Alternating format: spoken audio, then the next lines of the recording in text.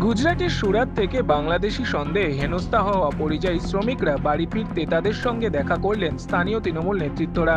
কয়েকদিন আগে পশ্চিম মেদিনীপুর জেলার পিংলায় কয়েকজন পরিযায়ী শ্রমিক গুজরাটের সুরাতে একটি কোম্পানির কাজে গেলে বাংলাদেশি সন্দেহে তাদেরকে হেনস্থা করে থানায় নিয়ে যায় গুজরাট পুলিশ।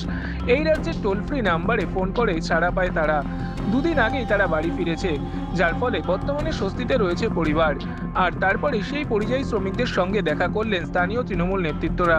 এদিন কোলোয়ারা গ্রামে গিয়ে তাদের সঙ্গে দেখা করেন ঘাটাল সাংগঠনিক জেলার যুব তৃণমূল কংগ্রেসের নেতা মানিক খান, এলাকার নেতৃত্ব শেখ তফজ্জল সহ অন্যান্য তৃণমূল নেতা ও নেতৃত্বরা।